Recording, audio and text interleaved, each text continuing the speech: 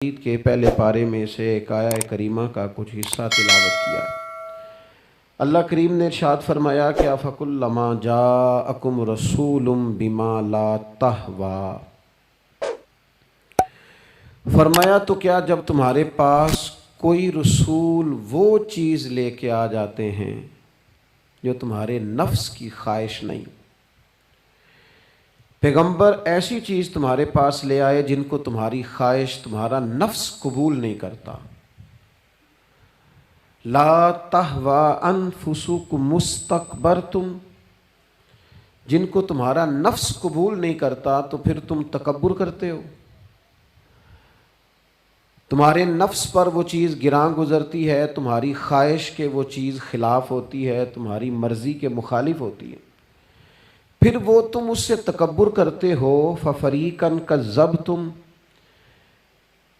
تو ایک گروہ ان میں سے انبیاء کو جھٹلاتا ہے معاذ اللہ، ایک گروہ کیا کرتا ہے؟ نبیوں کو جھٹلاتا ہے، نبیوں کو، اور دوسرا اس سے بھی آگے بڑھ جاتا ہے وَفَرِيقًا تَقْتُلُونَ، اور ایک گروہ ان کو شہید کر دیتا ہے۔ انبیاء کرام علیہم السلام کی جو تعلیمات ہوتی ہیں وہ کامل، اکمل اور مکمل ہوتی ہیں۔ انبیاء کرام علیہم السلام معصوم ہوتے ہیں۔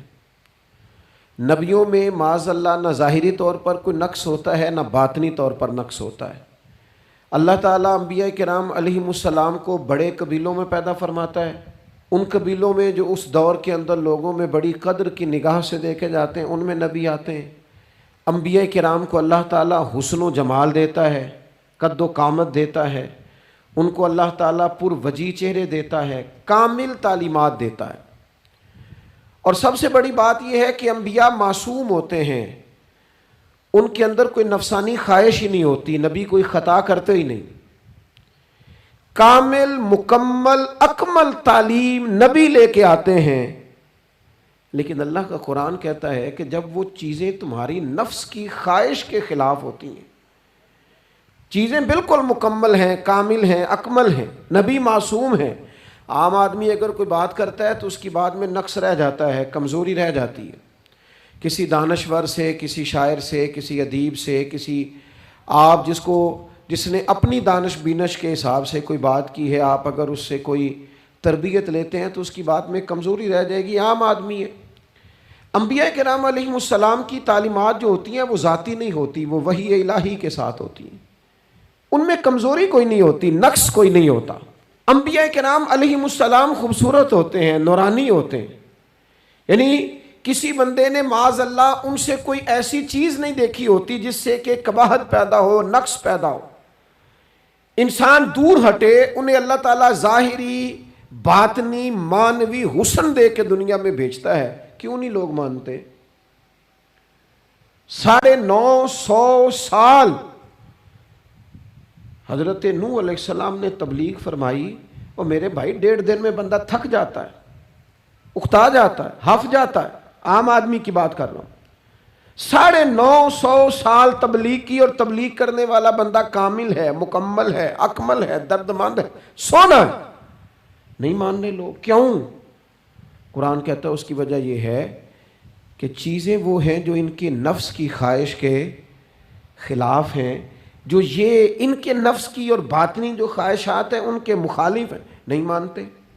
حضرت موسیٰ کلیم علیہ السلام بنی اسرائیل کو نجات دینے کے لیے آئے تھے، راحت دینے کے لیے تشریف لائے تھے، لیکن آپ ان کے مطالبات دیکھیں کس قدر تکلیف دی۔ کبھی کہتے تھے نہیں مانتے جب تک اللہ کو اعلانیہ نہ دیکھ لیں، کبھی وہ کوئی مطالبہ لے کے آ جاتے، کبھی وہ پانی کا مطالبہ کرتے اور کہتے 12 چشمے الگ الگ چاہیے، کبھی وہ من و سلوہ کا مطالبہ کرتے، کبھی کہتے من و سلوہ تو آتا ہے پر ایک جیسا کھانا ہے، ہمیں تو الگ الگ چاہیے، وہ اجناس چاہیے جو زمین سے اگنی ہے۔ حضرت موسیٰ خوبصورت تھے، نورانی تھے، پر وجیح تھے، اور کمال یہ ہے کہ رب کے اتنے پیارے ہیں جن سے رب کلام فرماتا ہے، لیکن قوم ہے کہ تسلیم کرنے کو تیار نہیں، ماننے کو تیار نہیں۔ فقط اتنی بات ہے کہ وہ تعلیمات وہ ہیں جو ان کے نفس کی خواہش کے خلاف ہیں، اور ذرا سا انہیں موقع ملا، حضرت موسیٰ علیہ السلام 40 دنوں کے لیے کوہ طور پہ تشریف لے گئے تو پیچھے سے ایک بچڑے کی پوجا شروع کر دی۔ جناب کلیم واپس آئے تو پھر طرح طرح کی ہیلے بازیاں، حضرت یوسف علیہ السلام کا تو حسن مشہور ہے نا ساری دنیا میں، دنیا جانتی ہے نا کتنے سونے تھے، تو کیا اتنا خوبصورت آدمی بھی کنویں میں ڈال دیا جاتا ہے؟ کیا اتنا حسین آدمی بھی بازار میں بیچ دیا جاتا ہے؟ کیا اس قدر شخص جو ظاہری باطنی طور پر نورانی ہو، اس شخص پر بھی الزامات دھر کے جیل میں ڈال دیا جاتا ہے؟ مخلوق تو فنکار ہے اس درجہ کے پل بھر میں سنگے در کعبہ سے بھی اصنام تراشے، اور تم کون ہو کیا چیز ہے داغے کبابی، لوگوں نے تو مریم پہ بھی الزام تراشے، حضرت مریم سلام اللہ علیہ پر بھی، اور جناب عیسیٰ جن کو اللہ نے کھلے معجزات دیے، کوئی ضرورت تھی کسی اور چیز کی؟ جو بچہ پنگوڑے میں ہی کہہ رہا ہے انی عبداللہ، میں اللہ کا بندہ ہوں، کھلے معجزات اور وہ بھی پنگوڑے میں۔ لیکن قرآن کہتا ہے تعلیمات وہ تھیں کہ جو ان کی نفس کی خواہش کے خلاف تھی، لہذا نفس کی خواہش، وہ جو ایک جگہ پہ قرآن مجید نے کہا نا کچھ لوگوں نے نفس کی خواہش کو خدا بنا لیا، وہ چونکہ خواہشات نفسانیہ کے خلاف تھیں، نتیجہ اس کا یہ نکلا کہ ان لوگوں نے پیغمبروں، رسولوں، انبیاء، اللہ کے محبوب بندوں کو جھٹلا دیا، یہاں تک کہ قتل کر دیا۔ حضرت زکریا علیہ السلام جیسے لوگوں پر آرے چلا دی، شہادتیں ہو گئی انبیاء کی۔ وجہ کیا تھی؟ نفس کی خواہش کے خلاف تعلیمات تھی انبیاء کی، نہیں تسلیم کیا۔ نبی اکرم نور مجسم شفیع معظم صلی اللہ تعالی علیہ وسلم کے نہ سارے معجزات ان لوگوں نے اپنی آنکھوں سے دیکھے تھے، اور ایک دوسرے کے سامنے بیٹھ کے حضور کی تعریفیں کرتے تھے کہ میرا بھتیجا ہے، اس نے کبھی جھوٹ بولا ہو، ہے کبھی امانت میں خیانت کی ہو، ہے کبھی اس کے اندر کوئی نقص دیکھا ہو۔ وہ تعریفیں، وہ خوبصورتیاں، وہ رعنائیاں۔ لیکن جب حضور نے اعلان نبوت کیا نا، اب وہ جو خواہشات نفسانیہ تھی نا، وہ جو باطن کے اندر خواہشات مچلتی تھی، میں سردار ہوں، میرے ڈھیر سارے غلام ہونے چاہیے، میں کسی کو اپنا داماد قبول نہیں کرتا لہذا بیٹی کو زندہ دفن کروں گا، میں یہ کیسے قبول کر لوں کہ غریب آدمی میرے برابر میں آ کے بیٹھ جائے، برادری کی اونچ نیچ کیسے چھوڑ دوں؟ کل تک کہہ رہے تھے آپ صادق ہیں، آپ امین ہیں، آپ حسین ہیں، آپ باوقار ہیں، ہر چیز بیان کر رہے تھے، اور جیسے ہی کہا حضور نے کہ میں اللہ کا رسول بن کے آیا ہوں، جب ماننے کی باری آتی ہے نا، ماننے کی، حضور علیہ الصلوۃ والسلام پہاڑی پر تشریف فرما ہے، اور کریم محبوب علیہ الصلوۃ والسلام نے اونچی پہاڑی تھی، اس طرح کوئی آدمی یہاں دیوار پہ اوپر کھڑا ہو جاتا ہے تو آپ تو اس طرف نہیں دیکھ رہے، وہ ادھر بھی دیکھ رہا ہے، ادھر بھی دیکھ رہا ہے۔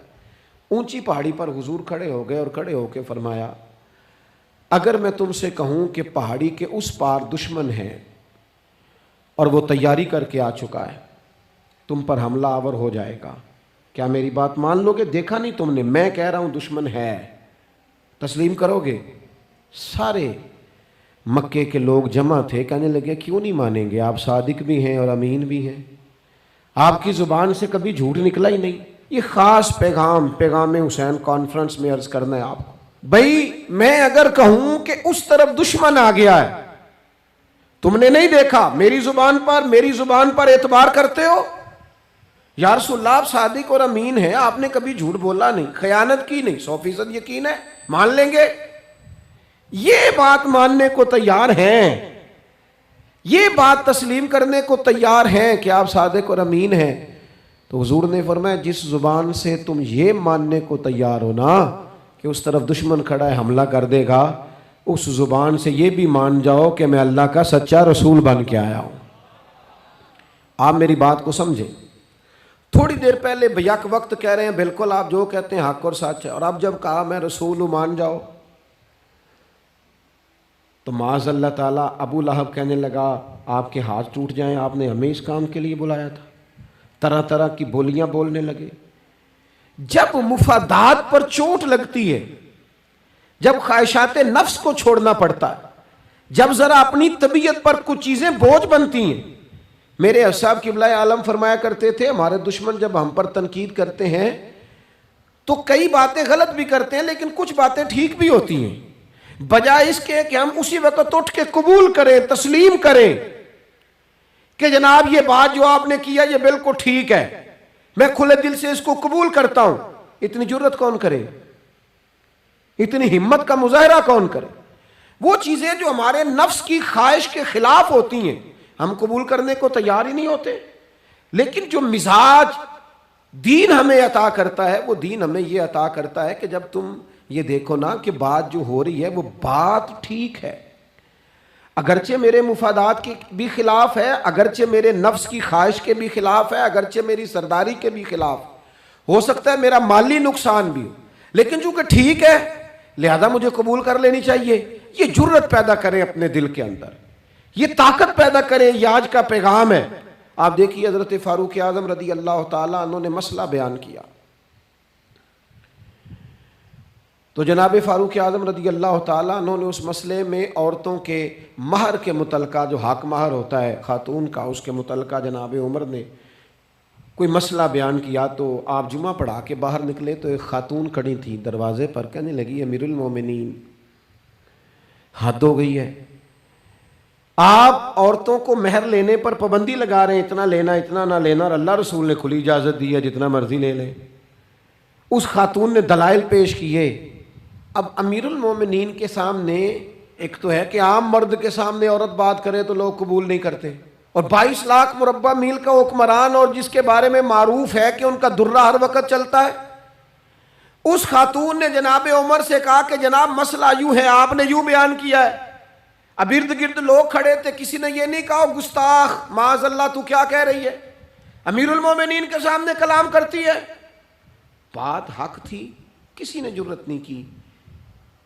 ایک شخص حضرت عمر سے کہنے لگے حضور آپ کچھ بولتے کیوں نہیں، کچھ تبصرہ کریں. فرمانے لگے بولنا کیا ہے، ایک مرد نے خطا کی ہے اور ایک عورت ٹھیک کہہ رہی ہے، اس کی بات درست ہے، میں کھلے دل سے قبول کرتا ہوں. نفس پر گرچہ چوٹ لگتی ہے اسے قبول کریں. کیوں؟ حق کے معاملے میں حضرت صاحب بندے بڑے اچھے ہیں، قبلہ بڑے نفیس آدمی، اور جناب ان کی طبیعت بڑی اچھی ہے، تو پھر آپ قبول کر لیں ان کی بات کو. کہتے ہیں آپ دعا کریں میرے لیے میں قبول کر لوں، آپ دعا کریں میں ٹھیک ہو جاؤں. او خدا کے بندے، جسے تو ٹھیک سمجھ رہا ہے اس کی بات کو قبول کر، اس بات کا قائل ہو جا، اس پر عمل کر. ہمارے مزاجوں میں وہ جو نفسانی خواہشات کا غلبہ ہے آج بھی پوری طرح وہ ہمیں اپنی لپیٹ میں لیے ہوئے. ہم سمجھنے کو تیار نہیں ہوتے حق حق ہوتا ہے، اور جب حق واضح ہو جائے پھر نفسانی خواہشات کو نہ دیکھو. نفس ایک بچے کی طرح ہے، اس کی ایک بات مانو گے دوسری خواہش کرے گا، دوسری بات مانو گے تیسری خواہش کرے گا. اللہ کے محبوب علیہ السلام نے دعا فرمائی ہے، مسند امام احمد بن حنبل میں موجود ہے. حضور اللہ کی بارگاہ میں عرض کرتے ہیں تعلیم امت کے لیے، صرف ہمیں سمجھانے کے لیے، ورنہ تو معصوم عن الخطا ہے. محبوب اللہ کی بارگاہ میں عرض کرتے ہیں اے اللہ مجھے اس خواہش سے بچانا جو ایک اور خواہش میں مبتلا کر دے، اس خواہش سے بچانا جو خواہشات کے دروازے کھول. ہم اپنے نفس کو لے کر دین کے مقابلے میں کھڑے ہو گئے. میری برادری کہتی ہے کہ شادی میں ڈھول بجے گا، تماشا ہوگا، اور اللہ رسول کہتے ہیں کہ اس میں شریعت کا بول بالا ہوگا، پتہ چلے گا جیتتا کون ہے. میری اولاد کہتی ہے کہ اس رستے جانا ہے، رب رسول فرماتے ہیں اس راہ پہ جانا ہے. نفس کی خواہش اور ہے، اللہ رسول کا حکم اور ہے. ہم اس کو تسلیم کرنے کو تیار نہیں ہوتے. معافی مانگنی پڑ گئی ہے ایک بندے سے. ہماری جو بنائی ہوئے قبیلے اور برادریوں میں اونچ نیچ ہے اس کے حساب سے ہم بڑے قبیلے سے ہیں، وہ چھوٹی قبیلے سے ہم نے جو بنائی ہے، ورنہ تو قبیلے فقط تعارف کے لیے ہوتے. معذرت کرنی پڑ گئی ہے. لیکن کمال ہے ہمارے مزاج میں وہ پیدا ہو. اللہ رسول کو راضی کرنے کے لیے تھوڑی دیر اپنے نفس کو کچلے. ممکن ہے ایسا ہو؟ کرتے ہی نہیں ایسا، مزاج نہیں بنایا.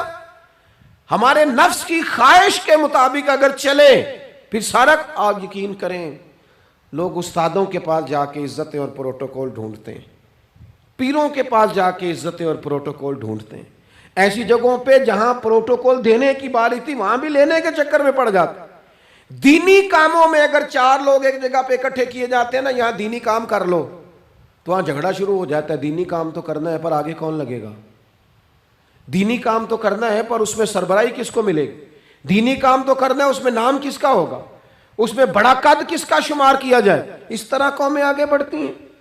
اہل حق کس طرح ہوتے ہیں؟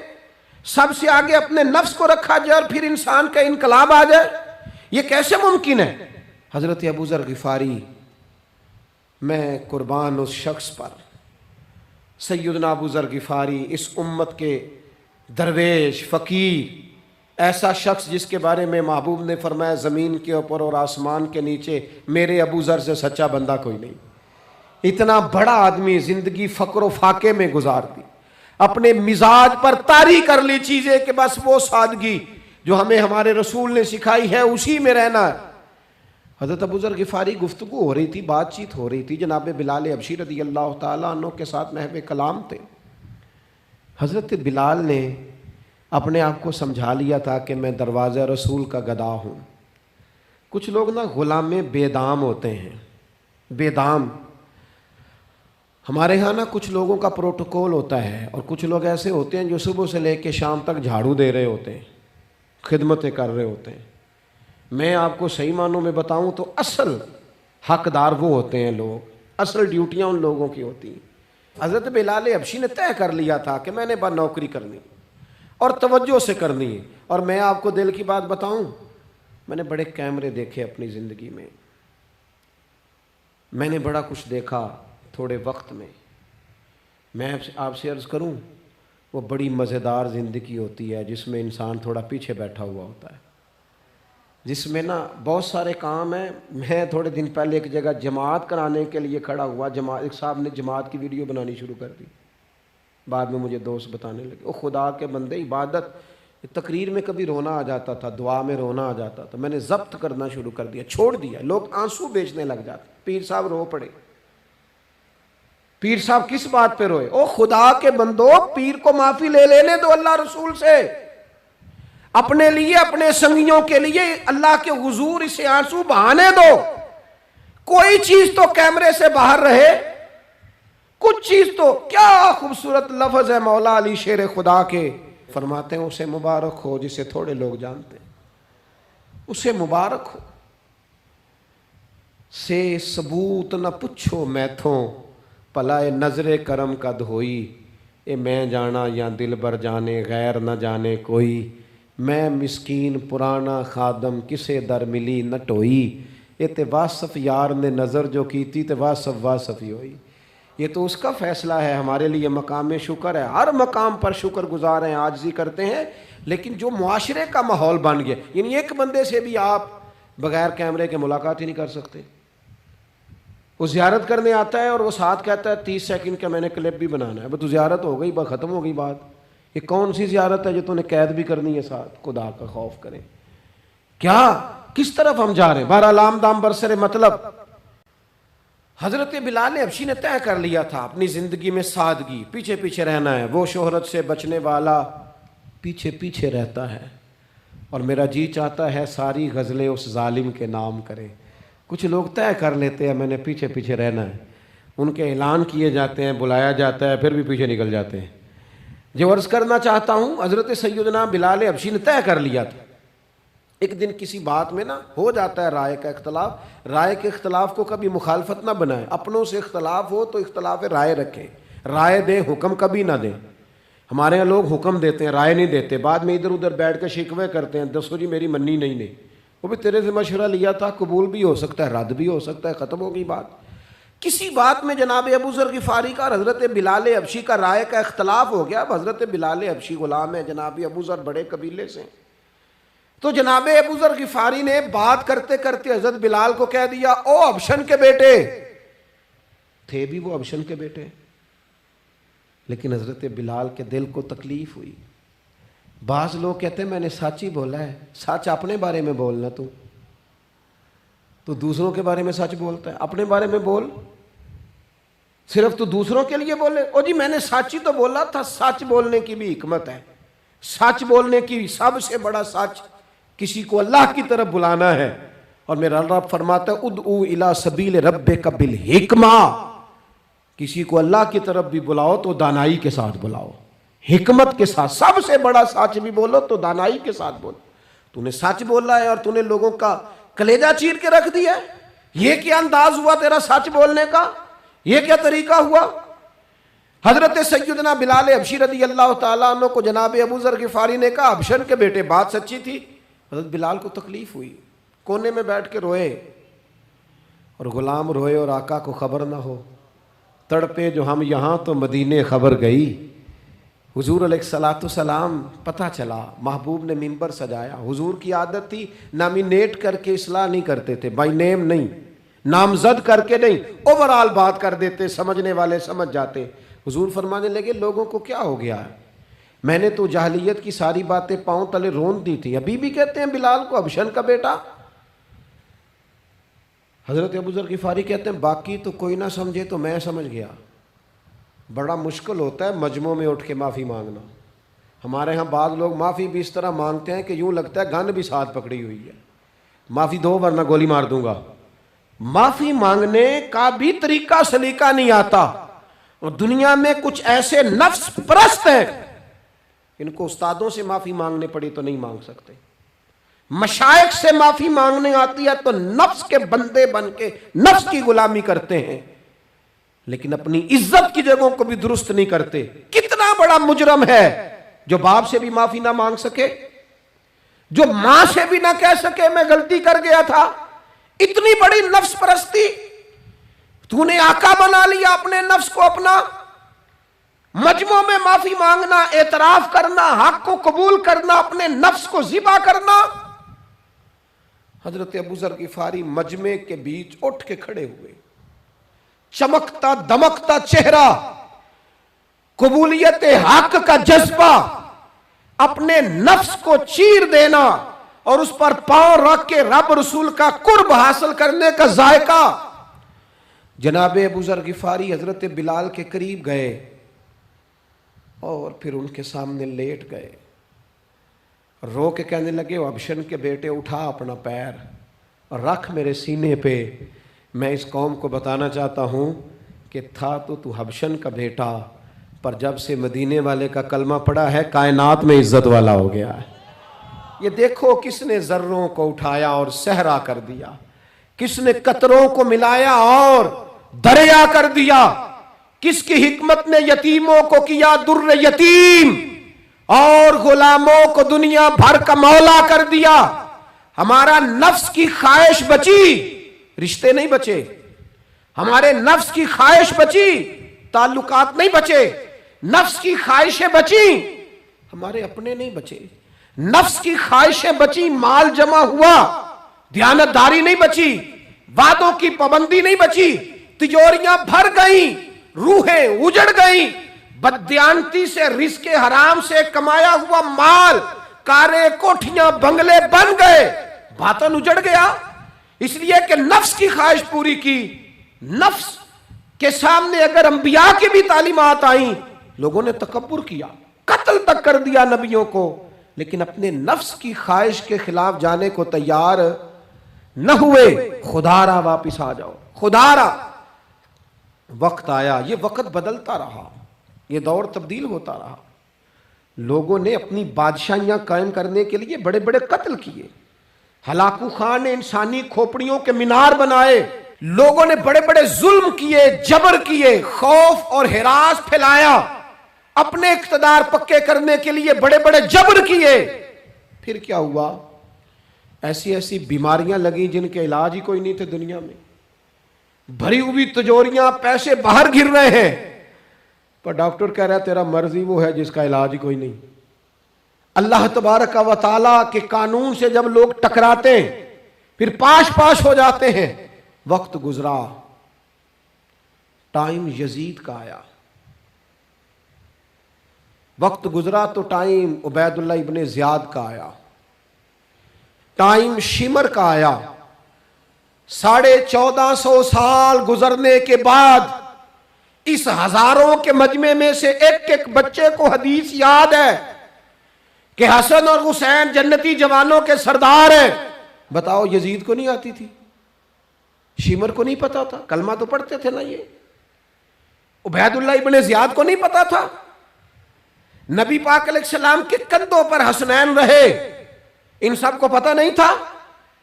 یہ جانتے نہیں تھے کہ یہ وہ حسنین کریمین ہیں جن کو حضور سنتے تھے، فرماتے تھے یہ میرے پھول ہیں دونوں؟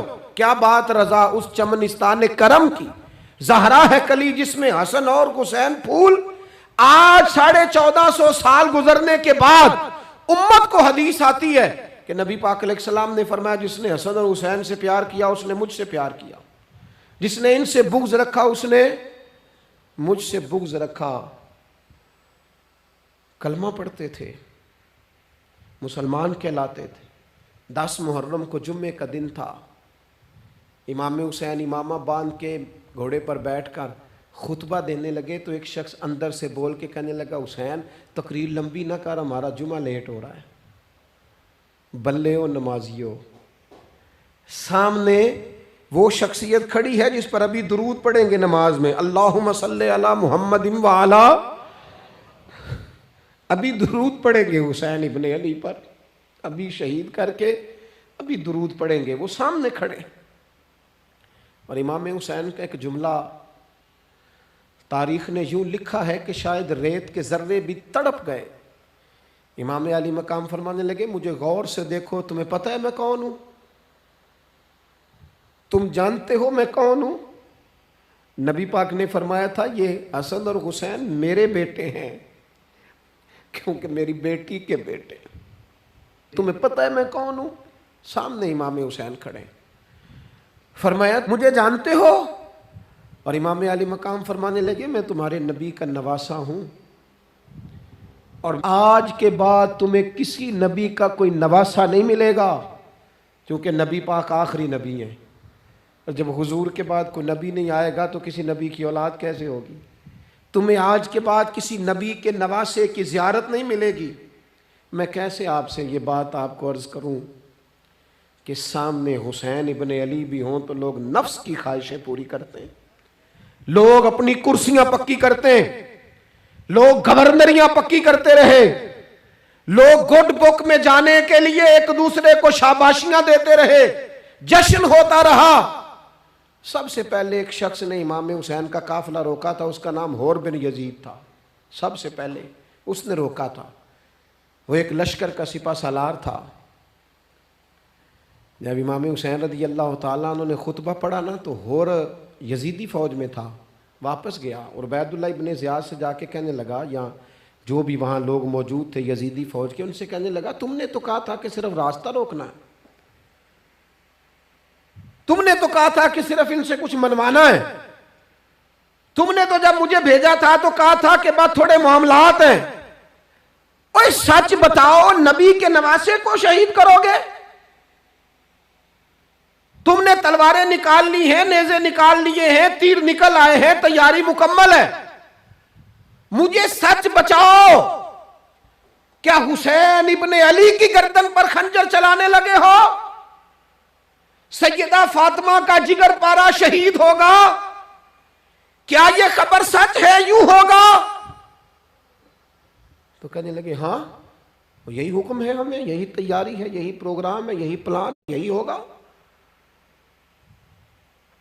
کہنے لگا میں اور آپ تو مدینے والے رسول کا کلمہ پڑھتے ہیں، تو کیا محبوب کے نواسے کو ذبح کرو گے؟ جناب علی اکبر کو جن کا چہرہ رسول پاک سے ملتا ہے، حضرت قاسم بن حسن کو، جناب علی کے بیٹوں عباس بن علی کو، حضرت علی کے بیٹے ابو بکر بن علی کو، حضرت علی کے بیٹے عمر بن علی کو، حضرت علی کے بیٹے یہ بھی 3 کربلا میں موجود، حضرت عثمان ابن علی کو، ان کو شہید کرو گے؟ نے کہا ہاں تیاری ہو گئی ہے۔ تو سب کے ضمیر مردہ نہیں ہوتے، ہاں بڑی بڑی سخت جگہوں پہ پھول اگتے ہیں۔ حور نے جب ان سے کہا کہ تمہارا پکا ارادہ ہے، کہا پکا ارادہ ہے، تو اس نے کہا یہ زیرہ پکڑو، یہ عہدہ پکڑو، مجھے تمہارا دیا ہوا عہدہ نہیں چاہیے، حسین کے نانا کی دی ہوئی جنت درکار ہے، یہ رکھو اپنے پاس، مجھے تمہارا۔ ایڑی لگائی اس نے اور دوڑا اور امام حسین کے قدموں میں گیا، کہنے لگا حضور میں مجرم ہوں، میں خطا کار ہوں، میں نے سب سے پہلے آپ کو روکا تھا، پر مجھے قسم ہے اللہ کی، میں جانتا نہیں تھا ان کا ارادہ کیا ہے. حضور بھول گیا، غلطی کر بیٹھا. یہ اندھے ہوں گے، ان کی آنکھوں پہ پٹی بندی ہوگی، اور مجھے تو پتہ ہے نا کہ دنیا کو پھر محمد کا نواسہ نہ ملے گا. مجھے خبر ہے اگر معافی مانگوں تو معاف کر دو گے. پہلا مجرم ہوں، میں نے روکا ہے. اگر آ جاؤں تو قبول کر لو گے. یہ ظرف، یہ حوصلے، یہ توانائیاں اگر ہیں تو سیدہ فاطمہ کے دودھ میں ہیں، یہ شیر خدا کی تربیت میں ہیں، یہ محبوب نے جو ان کی زبانوں کو چوسا تو اس کرم میں ہے. حضرت امام حسین نے اٹھ کے سینہ یوں چوڑا کیا، ہاتھ پھیلائے، فرمایا آجا، لگ جانا میرے سینے کے ساتھ، تو آ جانا، تو نے دیر کی، ہم تو پہلے سے منتظر تھے، تو آ جا، تیری ساری معاف ہیں. ہور کے مقدر جاگے. امام علی مقام کے لشکر میں شامل ہوا. بعض نے لکھا ہے جو لوگ ابتدا میں شہید ہوئے امام حسین کی طرف سے، ان میں ہور شامل. خدا را کچھ خواہشات، کچھ نفسانی باتیں چھوڑ دو. سارا دن اپنے آپ کو ہی منواتے رہنا. اپنی ضد کے سامنے لوگ بڑے بڑے ادارے تباہ کر دیتے، بڑی بڑی جماعتیں تباہ ہو گئیں، بڑے بڑے آستانے خیر کے ٹوٹ گئے، لیکن ہماری انا، ہماری ضد، ہمارا تکبر، ہماری اپنے لیے خواہشات یہ ختم نہ ہو سکیں. امام حسین رضی اللہ تعالیٰ عنہ کو جن لوگوں نے شہید کیا، انہیں حضور کا خون نظر نہیں آیا، نفس کی خواہشیں نظر آئیں، جائیدادیں نظر آئیں. لیکن پتہ ہے کمال کیا ہے؟ ہمیشہ جو لوگ حق قبول کرتے ہیں نا، اللہ تعالیٰ انہیں یہ عزت عطا کرتا ہے. دو چار باتیں میری ضرور لے کے جانا. یہی لنگر ہے آج پیغام حسین کانفرنس کا. دیکھو آپ کے والد آپ کو جو سمجھاتے ہیں وہ ٹھیک ہے، یا جو آپ کہہ رہے ہیں وہ ٹھیک ہے؟ غور کرو. آپ کے اساتذہ اور مشائخ جو آپ کو کہتے ہیں وہ ٹھیک ہے، یا جو ضد آپ نے لگا لیا وہ ٹھیک ہے؟ اور سب سے بڑھ کر اللہ رسول کا حکم زیادہ مؤثر ہے، یا جو آپ نے اپنی مرضی سے چیزیں طے کی ہیں وہ زیادہ مؤثر؟ اپنی نفسانی خواہشات کو تھوڑی دیر کے لیے کنٹرول کرو، اپنے آپ پر تھوڑی دیر کے لیے پابندی لگاؤ، ایک ایک کر کے اپنی خواہشات کو کچلو. زندگی کے اندر کچھ ایسی چیزیں پیدا کرو جس سے روح تازہ رہے، دل تازہ رہے، طبیعت تازہ رہے، دین بچا رہے. جتنی طلاقیں ہوتی ہیں نا معاشرے میں، ہم سے اگر دن میں 100 لوگ مسئلہ پوچھتے ہیں تو 95 طلاق والے ہوتے ہیں، سوائے اس کے کہ نہ میاں ہارنے کو تیار تھا نہ بیوی ہارنے کو تیار تھی، بالآخر رشتہ ہی ہارا. دونوں کے ہوتے ہوئے بچے یتیموں جیسی زندگی گزارنے لگے. تھوڑی دیر کے لیے لوگ چپ نہیں کیے، سارا کچھ ختم کر لیا. اپنی مزاج کے اندر، اپنی طبیعت کے اندر تحمل پیدا کرو. بردباری، میں ایک دفعہ بہت پریشان تھا، حالات کچھ عجیب رخ اختیار کر گئے، بہت پریشان تھا. تو میں ایک بزرگ کی خدمت میں حاضر ہوا، میں نے کہا دعا فرمائیے گا. تو مجھے کہنے لگے سیدہ زینب کی سیرت پڑھو. تو میں نے پہلے دن آ کے کتاب کھولی نا، تو دربار دمشق میں جو جناب زینب نے کلام فرمایا نا، انسان ٹوٹ جاتا ہے. لیکن انسان حق پہ ہو کہ اگر گلا بھی کٹا لینا تو اس کا مزاج طاقتور رہتا ہے، روح طاقتور رہتی، اسے محسوس ہوتا ہے کہ میں کمزور نہیں پڑا. یزید نے جب کوئی بات کی نا دمشق کے دربار میں، تو حضرت زینب پیچھے بیٹھی تھی پردے کے لوگوں کے درمیان. اس نے جب کوئی بات کی تو جناب زینب وہاں سے اٹھ کے، ہماری خواتین ہر بات پہ روتی ہیں، دو کہیں کہ ختم ہی نہیں ہوتے. جناب زینب پیچھے سے اٹھیں پردے کے پیچھے سے، اور جب اپنی گرجدار آواز میں انہوں نے گفتگو شروع کی تو وہاں ایک نابینا بزرگ بیٹھے تھے جو مولا علی شیر خدا کی بارگاہ میں حاضری دیا کرتے تھے. جب سیدہ زینب نے خطبہ شروع کیا نا تو وہ بزرگ چونک گئے، اور وہ نابینا تھے تو ساتھ والے آدمی کا گھٹنا ہلا کے کہنے لگے علی آ گئے دربار میں. علی کی آواز ہے، علی بول رہے دربار دمشق میں. وہ زینب کا خطاب منبر پہ علی بول رہے ہوں جیسے. علی آ گئے، وہ گرج آواز میں، وہ تنتنا، وہ دبدبا، وہ وفاداری، وہ ان کی بات میں صداقت، کانپ گئی ہر چیز دربار کی۔ اور امام زین العابدین بیمار بھی تھے، مسافر بھی تھے، پریشان بھی تھے، لیکن جب یزید سے انہوں نے کہا نا مجھے خطبہ دینے دے، تو چند منٹ گفتگو کی امام زین العابدین نے، تو کہنے لگا اذان پڑھو جماعت کرائیں، اس لیے کہ ان کی باتوں میں وہ حق ہوتا ہے۔ میں دیکھتا ہوں ہماری سب کی اپنی اپنی خواہشیں ہیں، اپنے اپنے رویے ہیں، اپنا اپنا مزاج ہے۔ اگر لوگوں کو کسی جگہ بھی ملک کی ملی اور دینی پروگرام کے لیے جمع ہونے کو کہا جائے، ہم تیار نہیں۔ کیا کیا جاتا ہے ہمارے ساتھ؟ ہمارے ضمیر اس لیے خریدے جاتے ہیں کہ ہم خواہشات کے بندے ہیں۔ الگ الگ کر کے کسی کو کہا جاتا ہے تیرا کاروبار چمک جائے گا، کسی کو کہا جاتا ہے تیرا وہ نظام ٹھیک ہو جائے گا، الگ الگ کر کے لوگوں کو خرید لیا جاتا ہے۔ لیکن اگر خواہشات تھوڑی ہوں، اللہ کی رضا پر چلنے کا جذبہ زیادہ ہو، تو میرے عزیز زندگی آسان ہو جائے گی۔ میں تو امام علی مقام رضی اللہ تعالیٰ عنہ اور یزید کے معاملے میں ایک ہی بات سمجھا ہوں، سب کو پتہ تھا یہ حسین ابن علی، سب کو پتہ تھا حق ان کے ساتھ ہے، سب جانتے تھے ان سے زیادہ عظمت کسی کی نہیں، لیکن اپنے نفس کی خواہشوں پر کنٹرول نہیں کر سکے۔ پوری امت کا اس وقت مسئلہ ضروریات کا نہیں، خواہشات کا ہے۔ 2 قدم پیچھے ہٹیں خواہشوں کے لیے، 4 قدم آگے بڑھیں دین کے لیے۔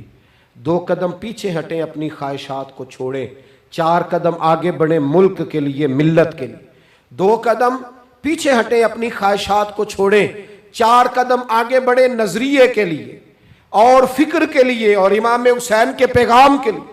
آج میں آپ سے گزارش کروں گا، اگر انا بچاؤ گے تو روحانیت نہیں بچے گی، اگر نام بناؤ گے تو کام نہیں ہوگا۔ فاضل بریلوی نے کہا تھا بے نشانوں کا نشان مٹتا نہیں، ہمارا تو مٹتے مٹتے بھی نام ہو ہی جائے گا۔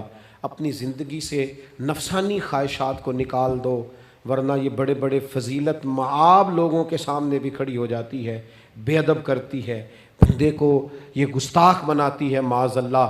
بڑی جگہ انسان زیادتیوں پہ، آج بھی کچھ لوگ کہتے ہیں فلاں آدمی اتنا نیک ہے تو پھر فلاں بندہ مخالفت کیوں کرتا ہے؟ میں نے کہا جو نبیوں کی مخالفت سے باز نہیں آئے، جو صحابہ کی مخالفت سے باز نہیں آئے، اہل بیت کی مخالفت، جو حسین ابن علی کے سامنے کھڑے ہو گئے، کوئی نیک آدمی کس کھاتے میں؟ اللہ کا قرآن کہتا ہے یجاہدون فی سبیل اللہ ولا یخافون لومۃ لائم ذالک فضل اللہ یؤتیہ من یشاء۔ کچھ لوگ اللہ کے راستے میں جہاد کرتے ہیں تو لوگ ان کی ملامت بھی کرتے ہیں، انہیں برا بھی کہتے ہیں، پر وہ کسی کی پرواہ نہیں کرتے۔ یہ ان پر اللہ کا فضل ہے، اور یہ فضل رب جسے چاہتا ہے اسے عطا کرتا ہے۔